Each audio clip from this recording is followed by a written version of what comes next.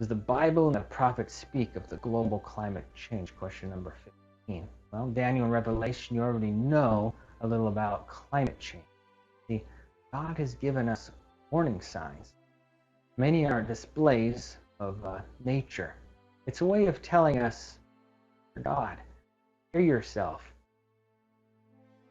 because I want to perfect you before I bring you back to the kingdom. Nice, huh?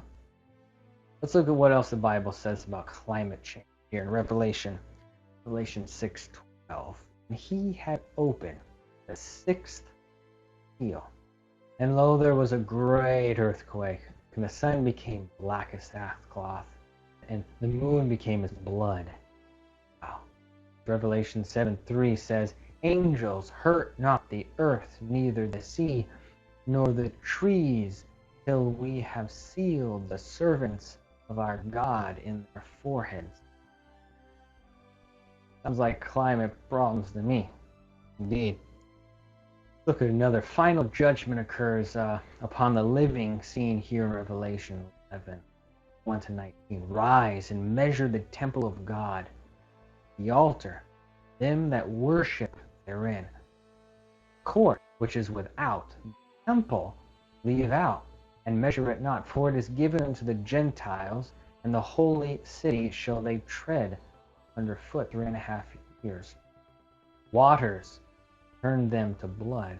Smite the earth with all plagues. It was a great earthquake. Thy wrath, thou shouldest give reward, and destroy them which destroy the earth. There was seen lightnings and voices, thunderings, and an earthquake, great hail. Revelation says. Now this is critical. No matter how strongly you agree or you disagree with today's climate change, propaganda, you can't win. That's what it is. You can't win this argument because the climate is going to change. The reason climate change will occur because God's people will stretch their hand across the gulf to grasp hands with Rome. This adulterous action, it pushes our true spouse away, God's protection away. Satan will move in, telling everyone climate change is due to the climate deniers. And the Sabbath keepers, Bible thumpers, they're causing the climate change of God.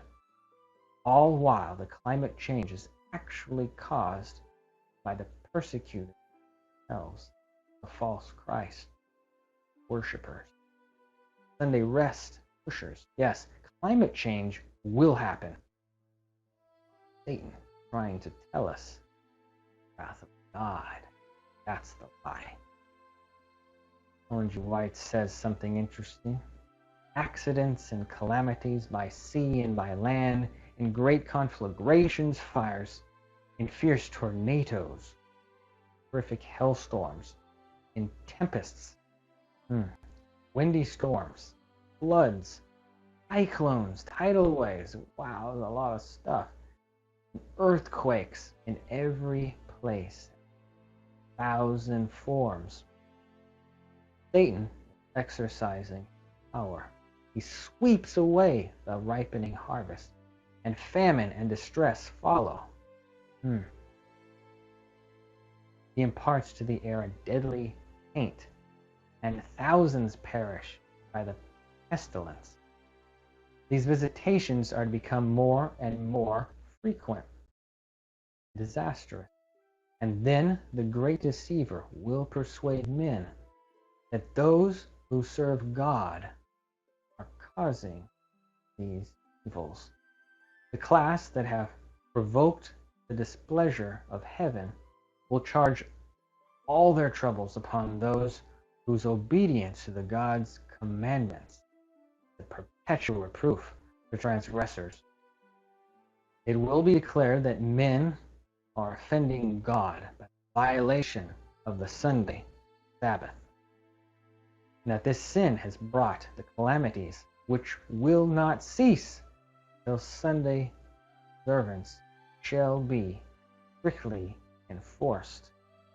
and that those who present the claims of fourth commandment, thus destroying reverence for Sunday, are troublers of the people, preventing their restoration to divine favor and temporal prosperity. Thus, the accusation urged of old against servant of God will be repeated.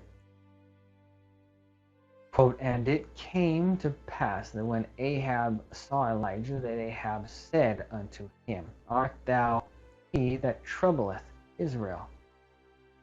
He answered, Elijah said, I have not troubled Israel, but thou and thy father's house, in that ye have forsaken the commandments of the Lord. Wow. And thou hast followed Balaam. Wow.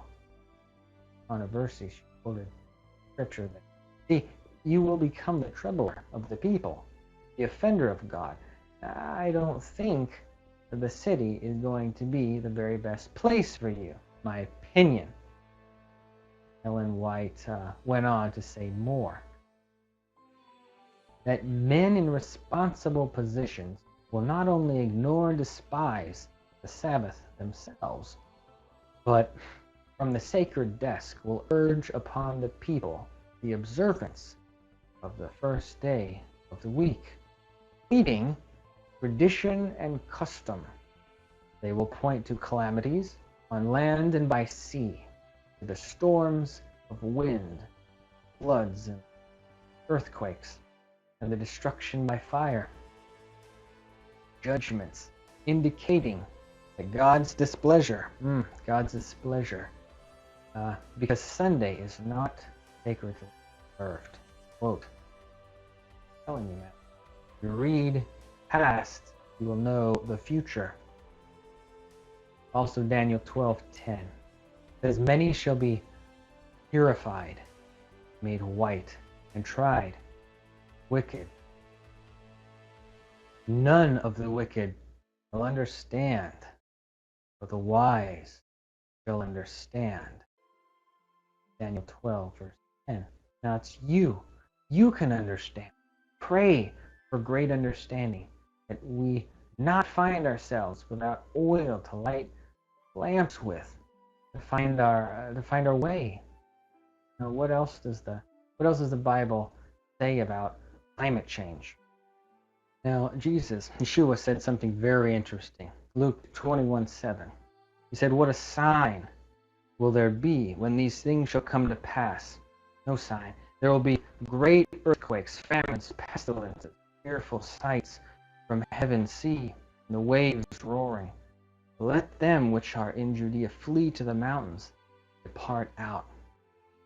Please take these words to heart and pray, prepare, a home in the country. God will answer your prayers indeed, most definitely. Ellen White says, I saw that many were neglecting the preparation so needful.